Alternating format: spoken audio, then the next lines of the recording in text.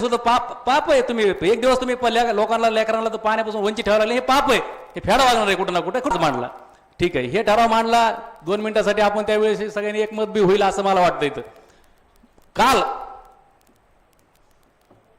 बांधकाम विभागाने मुरमाचे टेंडर जे 10-10 लाखाचे टेंडर केले, त्याच्या शिफारशी सीओ साहेब तुम्ही तयार केल्या, त्याबद्दल तुमचं काय मत आहे? तिथं नियमाचं हनन होणार नाही का फक्त ते पाण्यामध्ये झालंय म्हणूनच नियमात हान नाही? सगळ्या क्षेत्रामध्ये सारखे नियम लागायला पाहिजेत ना. म्हणजे तुम्ही पाणी पुरवठा जो सगळ्या तुमच्या मुरमापेक्षा सुद्धा महत्वाचा विषय आहे, त्या विषयामध्ये तुम्ही इथं खोड्या घालायला लागलात. आणि पाणी पुरवठ्याचा विषय सोडून तुम्ही जर मुरमाच्या टेंडरमध्ये जर तुम्ही तुकडे करून जर टेंडर करत असाल ते चालतंय, मग त्याच्यावर काय उत्तर आहे तुमचं? हे उत्तर द्यावं लागेल ना शहराला. शहर बघत आहे सगळं आपलं आज. मी त्या दिवशी सुद्धा म्हणलो होतं, हे लांबायला लागलेत कामं. कशासाठी लांबायला लागले? तुमच्या आमच्या खोड्या घालण्यामुळे लांबायला लागले ते सगळे कामं. का नाही कामं करायची आहे शहराचे?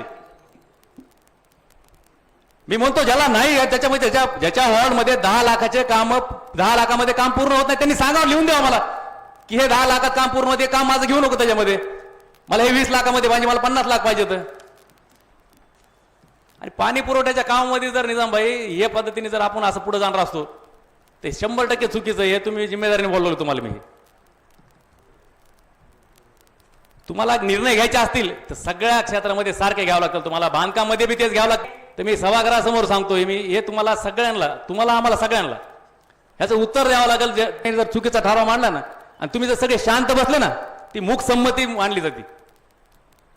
आणि आपण तर तुम्ही सगळ्यांनी मिळून बहुमताने ठराव झालेला नाही आपला, एकमताने झालेला आहे. बहुमताने झालेल्या ठरावावर मध्ये तरी थोडी शंका असू शकते, पण हे एकमताने झालेला ठराव आहे.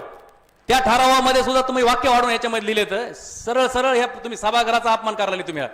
प्रत्येक नगरसेवकाचा अपमान आहे. ही माझी बहीण आहे, तिने मला. उपाध्यक्ष महोदय, तुम्ही चुकीचं बोलताय. चुकीचं बोलत नाही मी, तुमच्यामध्ये बोललो नव्हतो मी, तुम्हाला मध्ये बोलत नाही आता. तुम्ही ते सहानुभूतीचा विषय नाही. तुम्ही जे खरं खोटं शहराला कळून द्या, तुम्ही काय केलं कुठं. उपाध्यक्ष बोलत तुम्ही बोलताय, आम्ही बोललो नाही तर तुम्ही चुकीचं काय बोलले आम्ही बोलणार तुमच्यामध्ये. तुम्ही चुकीचं बोलताय. तुम्ही चुकीचं बोला, नंतर माझ्या नंतर बोला, मला सांगा तुम्ही काय चुकीचं बोललो ते. त्या ठरावाला कुठेही विरोध केलेला, ठरावाला विरोध केला नाही. तुम्ही ठराव जशाल तसा मांडणं अपेक्षित होतं. तुम्ही ठरावामध्ये खोड्या घातल्या, तुम्ही ठराव वाढून कसं काय लिहिला? तुम्हाला शब्द लिहायचा अधिकार नाही. ठरावामध्ये तुम्हाला वाढवायचा अधिकार नाही. तुम्हाला ठराव वाढीचा कसं काय? तुम्हाला वाढवायचा तर तुम्ही तुमचं वेगळं पत्र द्यायला पाहिजे. तुम्हाला अधिकार नाही. तुम्हाला अधिकार उपाध्यक्षांना पूर्ण बोलल्याची वेळ पूर्ण बोलू द्या. बोलल्यानंतर सन्मान्य सभापती ते उत्तर देत असताना